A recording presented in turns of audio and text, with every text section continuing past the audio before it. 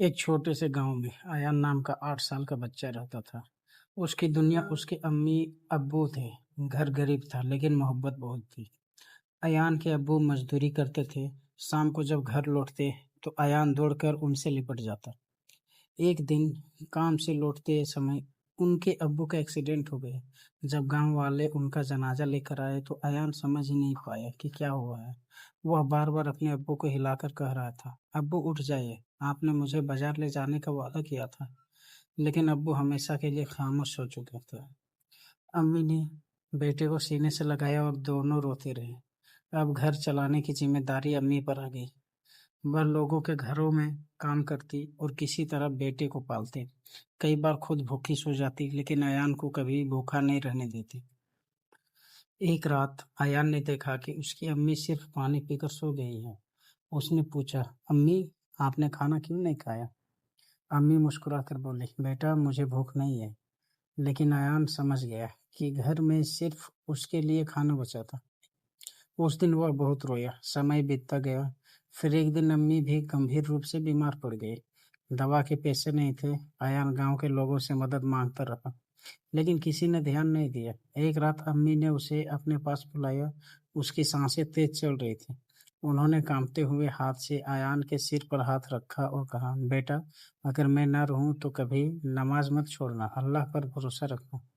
अयान रो पड़ा, अम्मी मुझे छोड़कर मत जाइए। लेकिन सुबह होने से पहले अम्मी भी दुनिया छोड़ गई। अब अयान पूरी तरह यतीम हो चुका था। पूरा गांव उसके जनाजे में रोया लेकिन उसकी जिम्मेदारी लेने के लिए कोई आगे नहीं आया। आखिर उसके चाचा उसे अपने घर ले गए। शुरू में सब ठीक था लेकिन कुछ ही दिनों में चाची का व्यवहार बदल गया।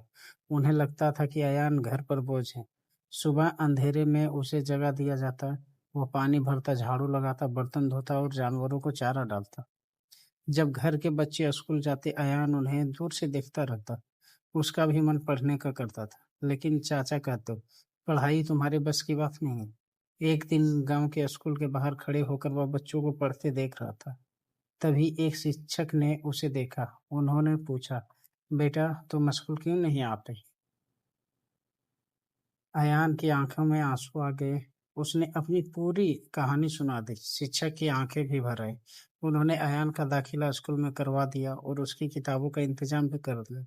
अब अयान दिन भर काम करता और रात को पढ़ाई करता। कई बार थक कर सो जाता लेकिन किताब सीने से लगाए रखता। साल गुजरते गए। उसने मेहनत नहीं छोड़ी। एक दिन वह पूरे जिले में प्रथम आया। गांव में हर तरफ उसकी चर्चा होने लगी। जिस बच्चे को लोग बोझ कहते थे वह अब सबकी शान बन गए थे। आगे चलकर अयान एक बड़ा अधिकारी बन गया। उसने सबसे पहले अपने गांव में एक बड़ा स्कूल बनवाया। फिर यतीम बच्चों के लिए एक आश्रय गृह बनवाया जहां किसी बच्चे को भूखा नहीं सोना पड़ता था। एक दिन वह अपने पुराने घर पहुंचा। चाचा और चाची बूढ़े हो चुके थे।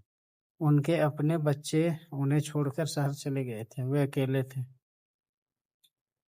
अयान को देखकर उसकी आंखों से आंसू निकल पड़े। चाची रोते हुए बोले, बेटा हमने तुम्हारे साथ बहुत बुरा किया, हमें माफ कर दो।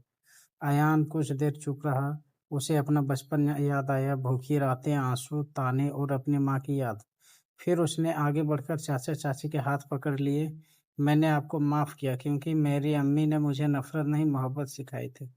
यह सुनकर दोनों फूट फूट कर रो पड़े। उस रात अयान अपनी माँ की कब्र पर गया, फूल रखे और रोते हुए बोला, अम्मी आपका यतीम बेटा आज कामयाब हो गया। काश आप आज मुझे देख पाते। हवा चल रही थी और अयान को ऐसा लगा जैसे उसकी माँ की दुआएं आज भी उसके साथ है। सीख, यतीम का दिल मत दुखाइए। उसके आंसू और उसकी दुआ अल्लाह के यहाँ बहुत कीमती होती है। जो यतीमों पर रहम करता है अल्लाह उस पर रहम करता है।